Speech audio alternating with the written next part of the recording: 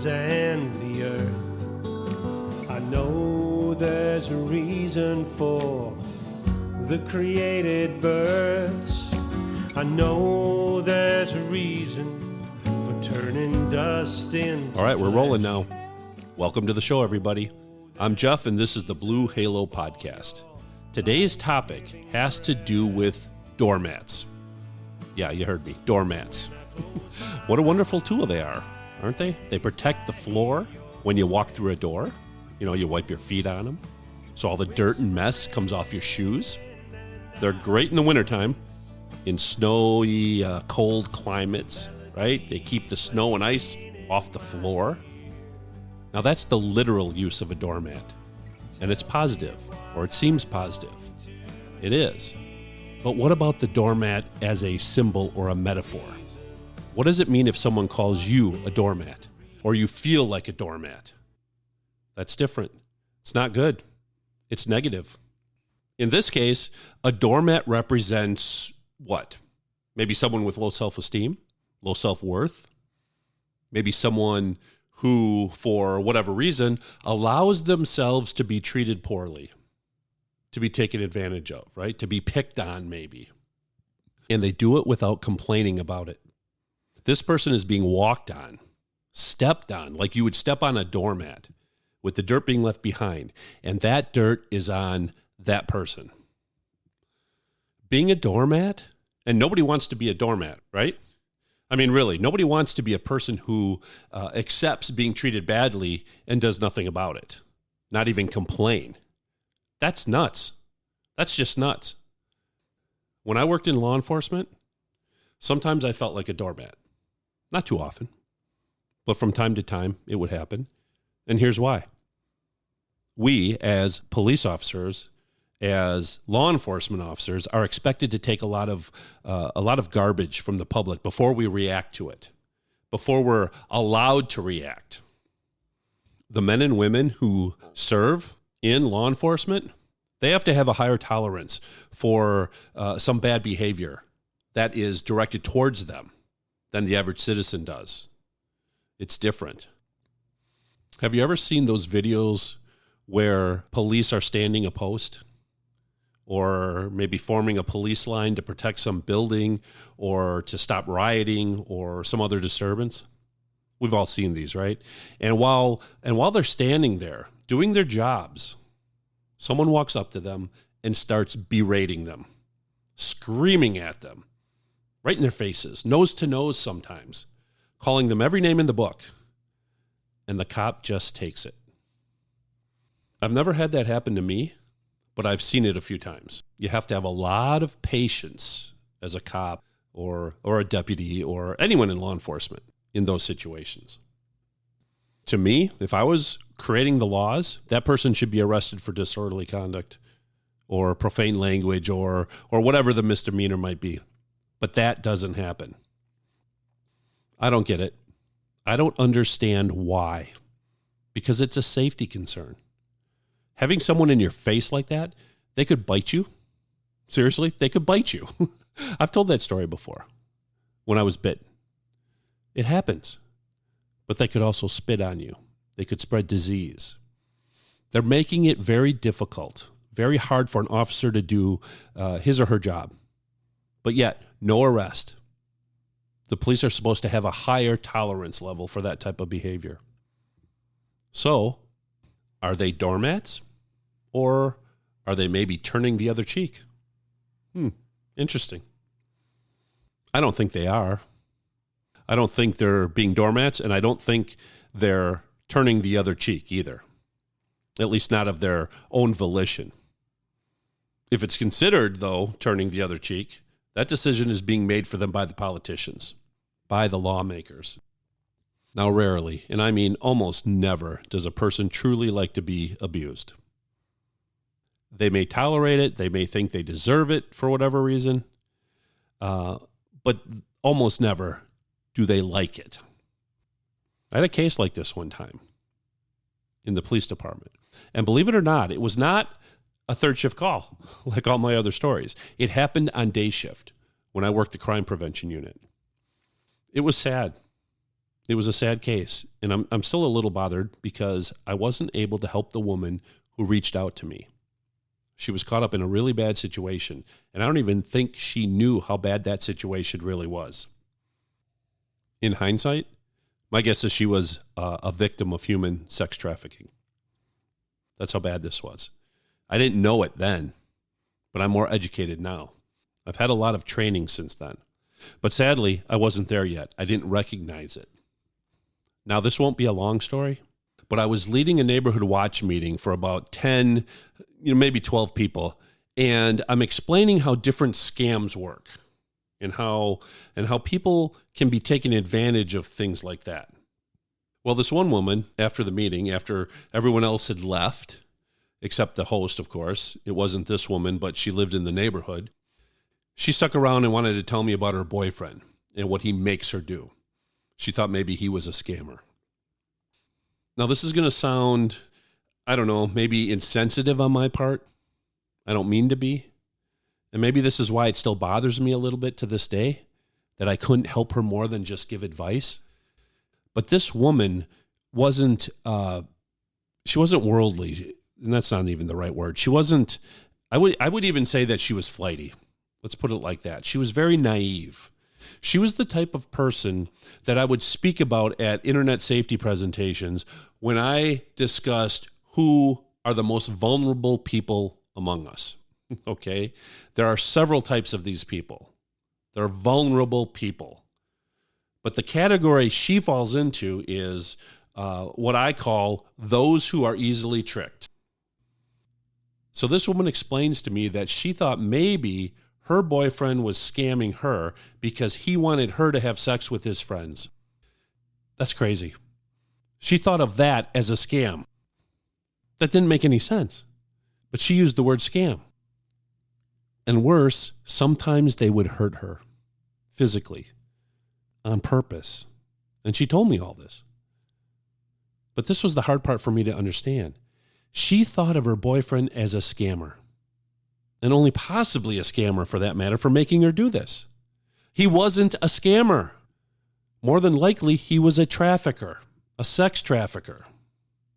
So I asked her, first, if she was all right. She didn't look injured, but that doesn't mean anything. And she said she was fine, and that nothing bad, and bad in quotes here, had happened in a while. Of course, I was confused, or maybe more astonished maybe, and I asked, are you still with this guy? And she said yes. And I said, are you able to leave? Could she leave him if she wanted to? And she said yes. Okay, so I said, why would she do this? Why be in a relationship like this? She said she didn't mind, but thought it wasn't normal. My head hurt. I'm paraphrasing here. It's not normal, of course. It was one of the oddest conversations I've ever had. She allowed herself to be treated this way because she loved her boyfriend. That's what she said. I thought that was nuts. I knew there was way more to the story. I knew it then. I'm convinced now. I knew he had a hold on her, like a trafficker, like a pimp. But long story short, I told her she should leave him. She didn't like that idea. By now I'm really struggling, and I asked why she was telling me this. And she said she thought it was strange. Yes, it is, but you won't leave. Maybe she did leave. I don't know. I doubt it based on that conversation. But what I'm leading to is this. Do people like to be abused? No. Even this woman didn't like it, but she tolerated it because she loved her boyfriend. I think she was groomed. That's my opinion. And that's how it starts. The term for someone who likes to be abused is masochist. But very, very few people are masochists. Like I said before, most tolerate. They tolerate it or feel they deserve it for some reason. So it's important to understand that almost all people experiencing abuse in whatever relationship they're in, we usually think of domestic relationships, but it could be any relationship. even an adversarial one, okay? But the people experiencing the abuse are not choosing. And that's the magic word, choosing. They're not choosing to be abused. They might be experiencing other things, other psychological issues maybe, like Stockholm Syndrome. I think maybe that's what the woman in the story may have experienced, Stockholm Syndrome, where she called it love, right? But where she had a bond with the person who abused her.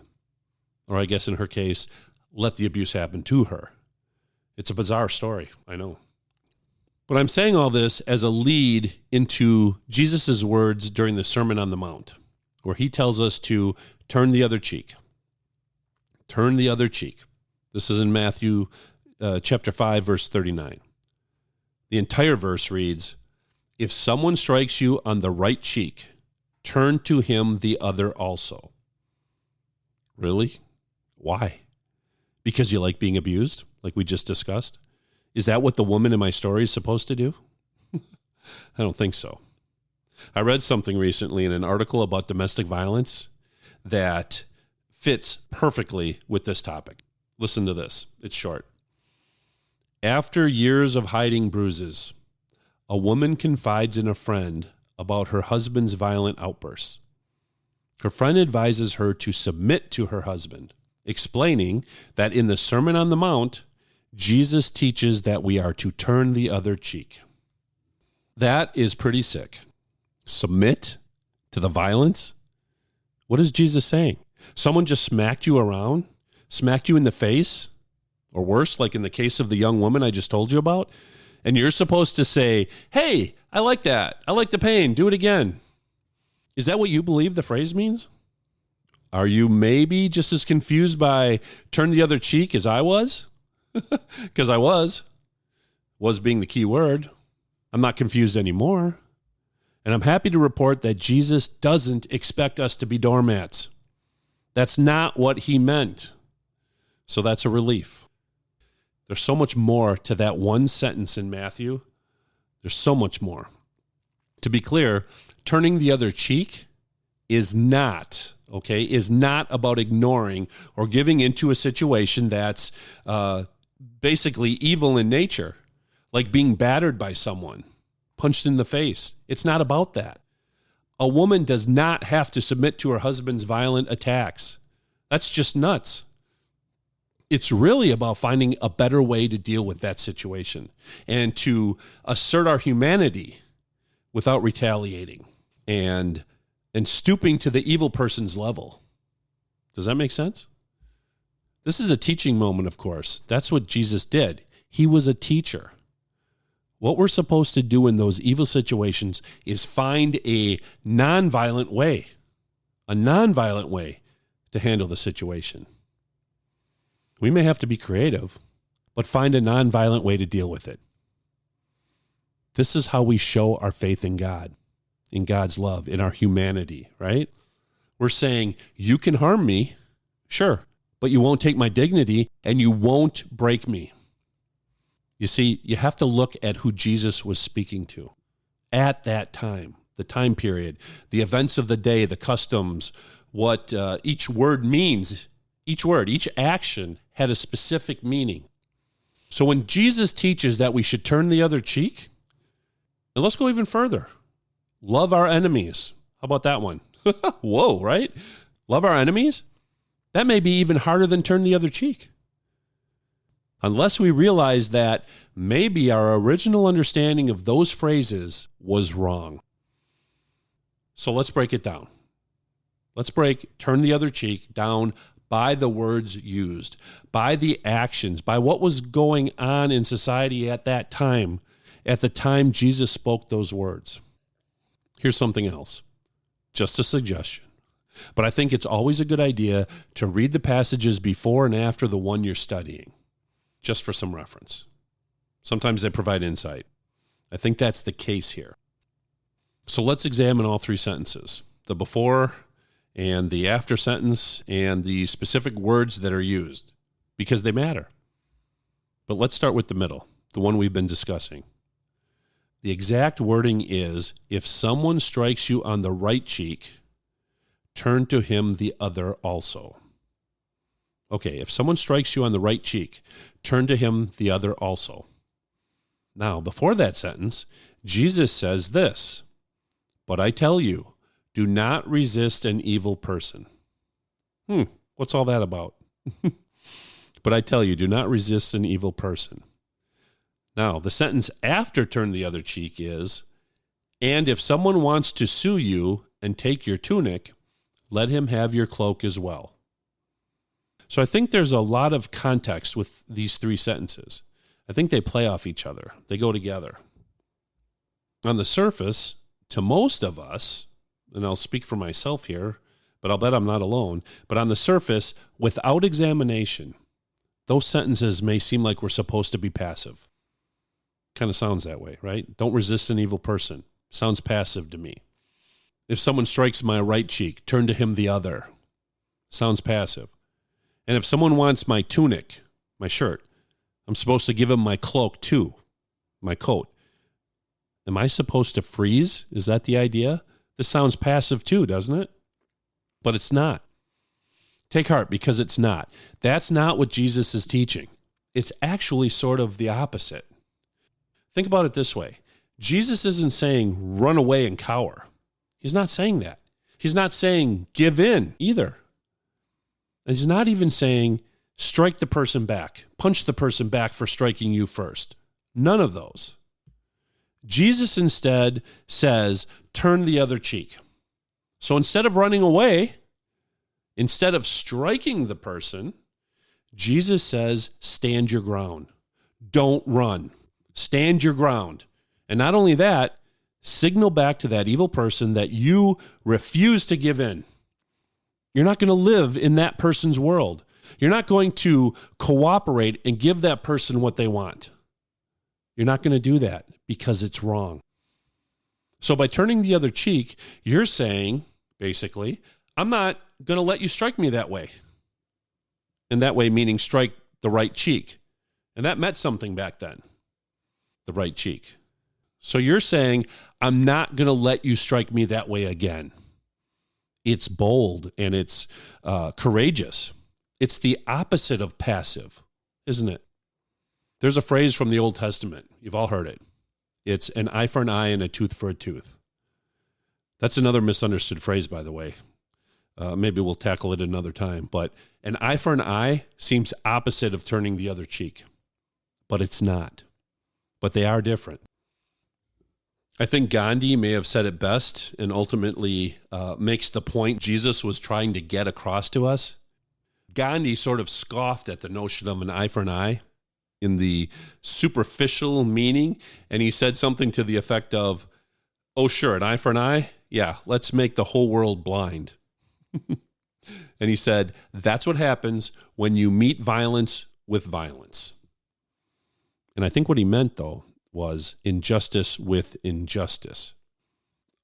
Now, Gandhi understood what Jesus was trying to convey, which is if you meet injustice in the way Jesus is telling us to, then face that evil person face to face, with the purpose being to end the evilness and to maybe even convert that person in the long run.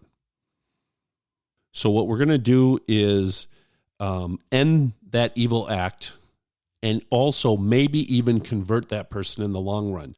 That's deep. That's deep.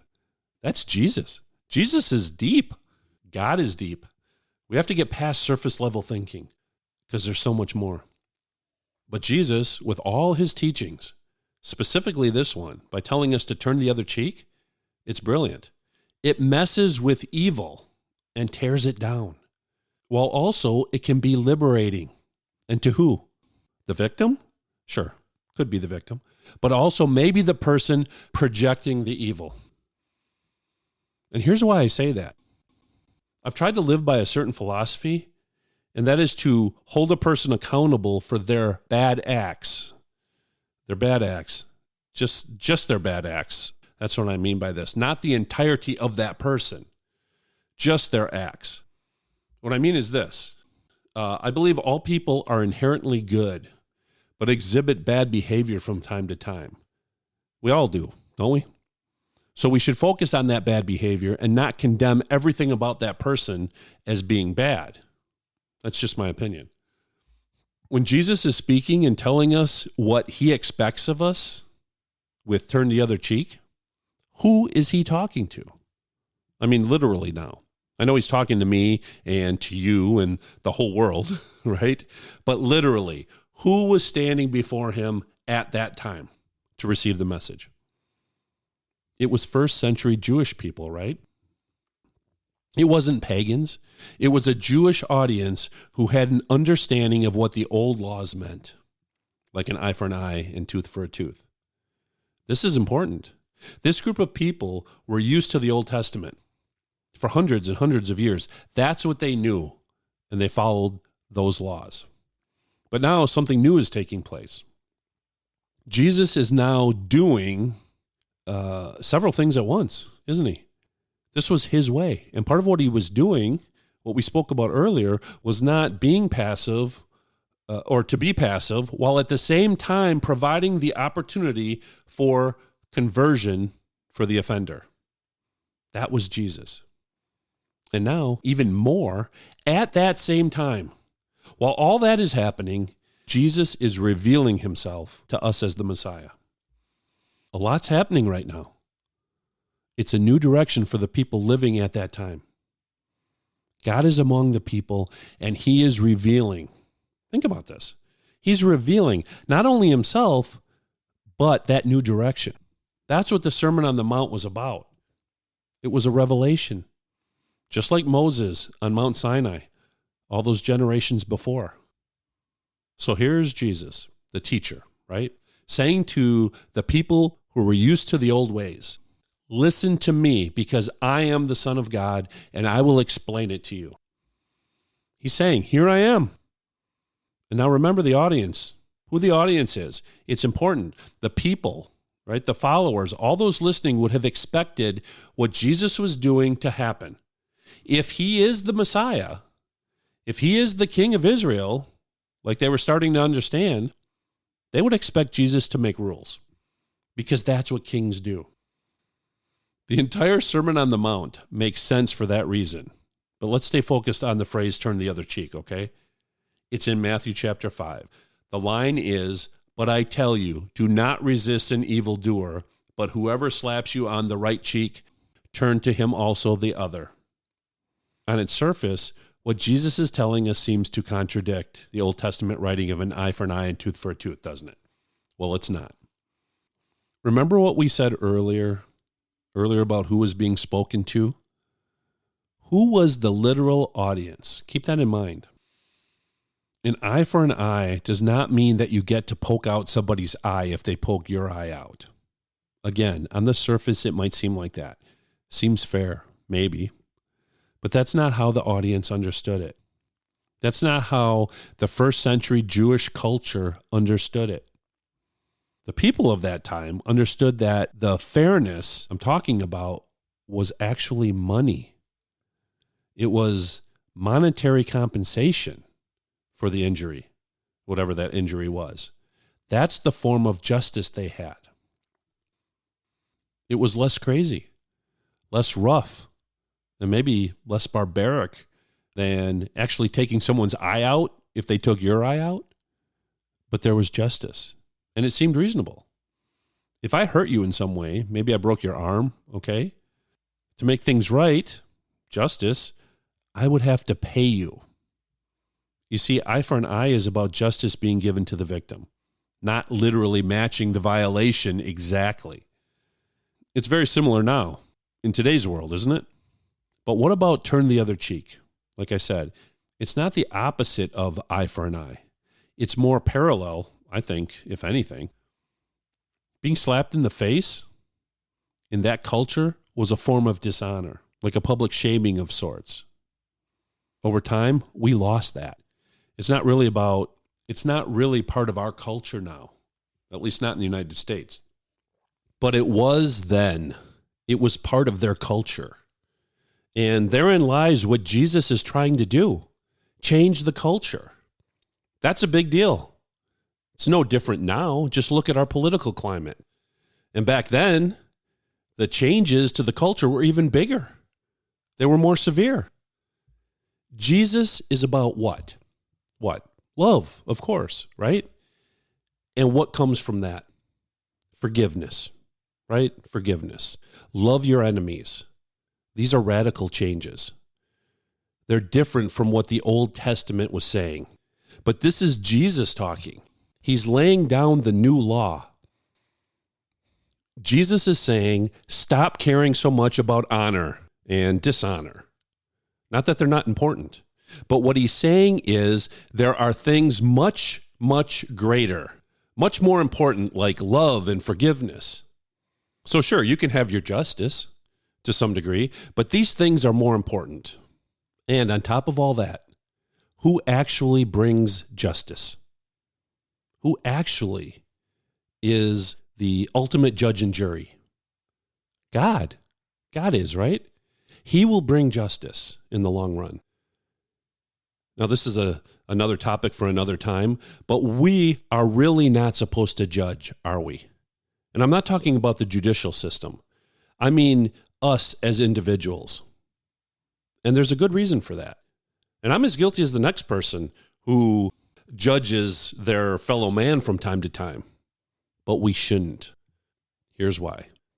It's because we get so many things wrong. We don't always know the whole story.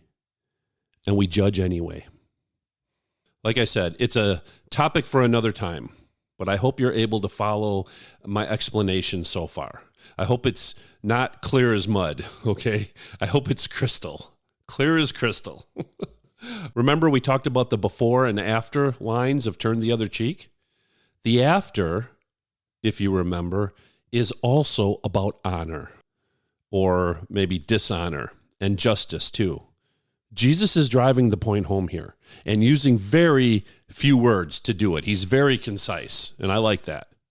Line 40 in the chapter 5 says, and I'm quoting, "And the one wanting to sue you and take your tunic," right, your shirt, "also let him have your cloak," your coat. Is this about being passive like I said before? No, of course not. The gears have shifted with these few sentences from Jesus. A huge shift from the Old Testament. But now Jesus is talking about humility. He's talking about honor and dishonor, and how having honor or being dishonored isn't the best or worst thing in the world. Jesus is love. So to wrap this up in a bow, the people of that time were basically poor. Most of Jesus's followers were poor. Most. It's not like today. Poverty back then was very serious. Life and death serious, in fact. People didn't have closets and dressers full of clothing like they do now. Back then, a person had one shirt. Maybe if you had two shirts, if you're lucky. And maybe you had one coat. That's it. Not much more. So when Jesus says, he's being really strict when he says to just give him all your clothes, right? Because what would that mean? Is that honorable or dishonorable? Dishonorable, of course, right? To also give your cloak, your coat, would be to dishonor yourself. Why would Jesus want us to dishonor ourselves? He doesn't really. That's not the point. He wants us to practice humility. That's the point. And why? Because love is more important. Forgiveness is more important. We are supposed to put aside our pride because it's not about us. We should put aside our self-importance and do what? What should we do? Prioritize what is really important, which is God, for sure, and other people. Does that make sense?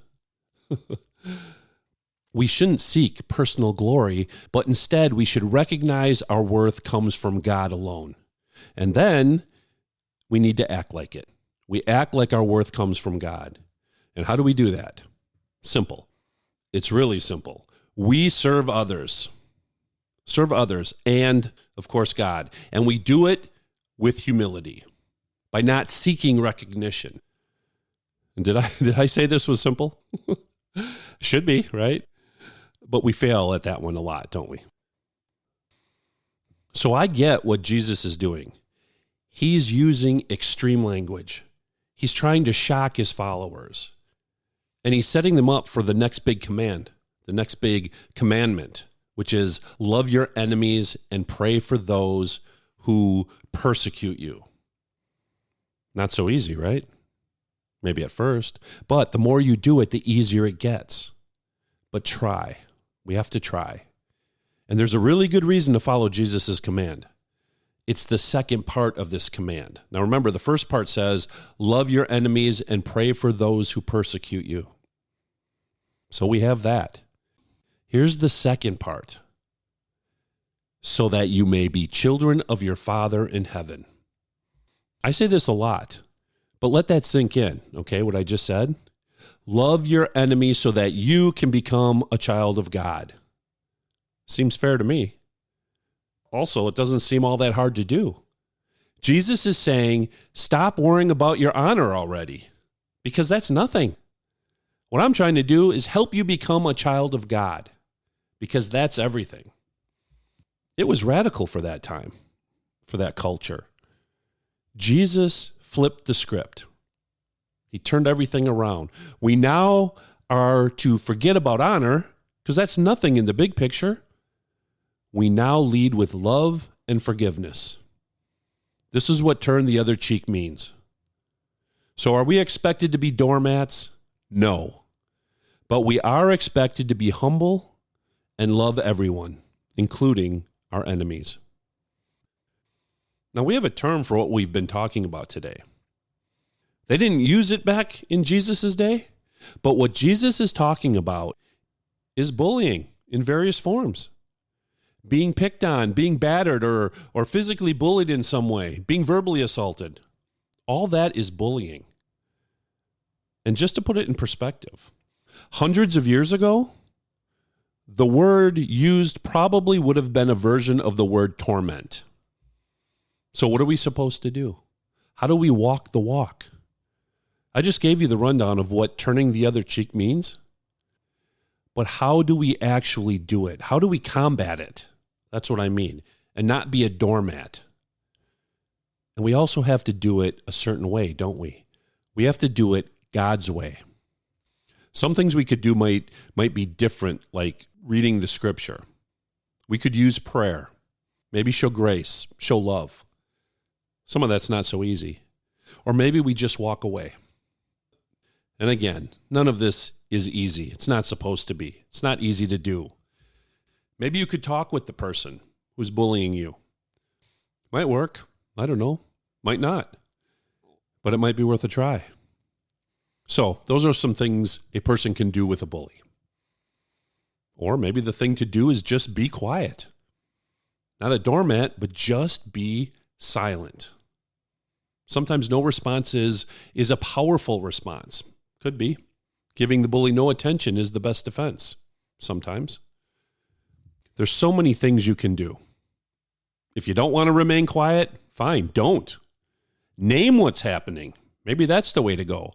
Don't take their garbage. Sometimes that's even better. So if someone makes a rude comment, this is pretty basic, but if someone makes a rude comment, you can look them in the eye and say, that was a rude comment. And then clarify. And what I mean is clarify the choice they are making. You say something like, is that really how you want to talk to me? Sometimes it works. Again, nothing's 100%. For me, for the last few years, I try to check myself. I try to see Jesus in everyone. I've mentioned this before. I try to see Jesus in other people, but it doesn't always work, or it doesn't always work for me. So I also do something else. I try to do this. I try to do this when I'm in a situation where I really need to, let's say, live Jesus, okay? Be a good person. Treat someone nicely who maybe isn't deserving of good treatment. Or that's actually the wrong way to say it. I should say who maybe isn't treating me so nicely. And what I do is envision Jesus standing behind that person, over his shoulder, so to speak, listening and watching me. And I treat that person like I think Jesus would. And that's the old WWJD philosophy. What would Jesus do? None of this is easy, including WWJD. It's not. You got to work at it. I fail more than I succeed, but you have to just keep trying. That's also WWJD, right? You have to, because everyone has value. God tells us this. So if God sees the value in everyone, we had better too, right? So here's the bottom line. Turn the other cheek means to turn the tables on those people who want to harm us. Flip it on them and overcome evil through creative acts. That's what it means. Use nonviolent resistance. Think of people like Gandhi or Martin Luther King Jr. Or think Jesus, of course. Jesus, right? Jesus isn't claiming we should never resist those who seek to harm us, because that would contradict the Bible in another way, which is the eye for an eye and tooth for a tooth teaching. And remember, that saying isn't what we think it is. The idea of an eye for an eye is what? To establish justice and to take away vengeance. That's the idea. So if someone knocks out our tooth, we can't knock out 5 of theirs in retaliation. We're not supposed to do that. We turn the other cheek instead. And this brings about the true justice. But it does it in a better way, a new way, a creative way. And it's a way that's not retaliatory. And that's key. It doesn't return harm for harm. And to me, that's genius. It's better. It's God.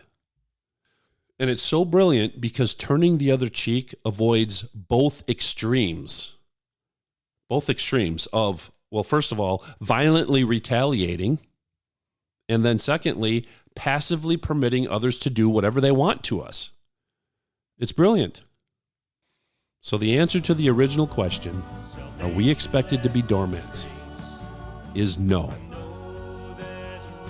Thanks for listening today, folks, and keep up the good fight.